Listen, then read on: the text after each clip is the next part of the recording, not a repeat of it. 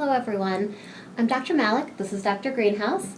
We are here from the Fair Oaks office to address some more fertility myths.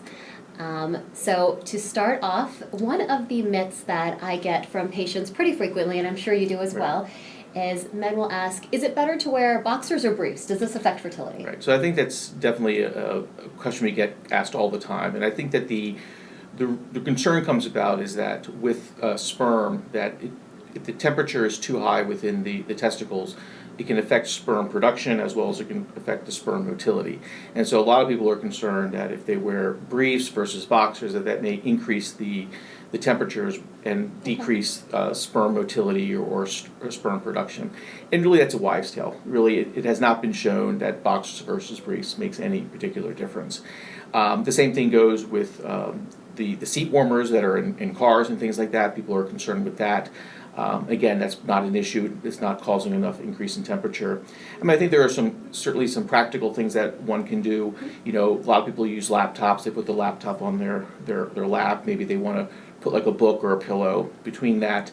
The other thing that can be done is you want to not sit in a hot tub because of the constant higher temperatures. A hot shower is fine, but the constant higher temperatures in a hot tub certainly would be problematic and can definitely decrease the motility and the functioning of the sperm. Those are great tips. Yeah.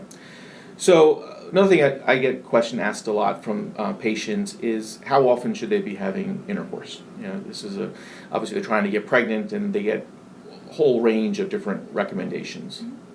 Now, I've had a lot of patients who will say they're having intercourse multiple times a day or daily around the time frame of ovulation. And so generally, I advise patients to have intercourse every other day.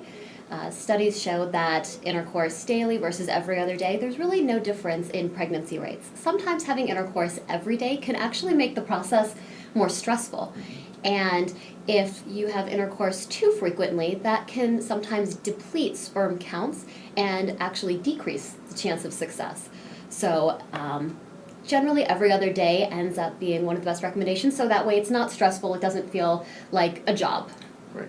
Yeah, I agree 100% that's very common advice that I give, the same advice I give my patients, that, you know, sometimes if they feel this pressure to continue to have intercourse, and I think it also has adverse effects sometimes on the relationship because, you know, there are some days you're just tired and it just isn't the right time or you're not in the mood, and I think you end up creating the stress and the anxiety and then also the guilt in those situations.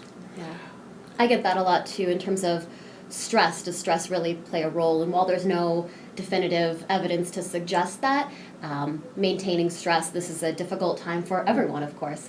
And so doing things to minimize stress, such as just whether it's meditation, whether it's relaxation techniques, not putting too much of a stress on intercourse on a daily basis, all of those things are going to go a long way in terms of decreasing that. Yeah, I think probably one of the best stress reducers is exercise. Exercise is a great form of stress reducer as well as keeping you in better shape. Yeah, I've had a lot of patients who like massage therapy or acupuncture as well, and really get a lot of benefit from that too. Absolutely. We want to thank you for joining us today. Certainly if you have other questions, myths that might be out there that you want to have answered, please post on our Facebook page. We're happy to address them. You can also check out our website at www.shadygrovefertility.com. Thank you for joining us.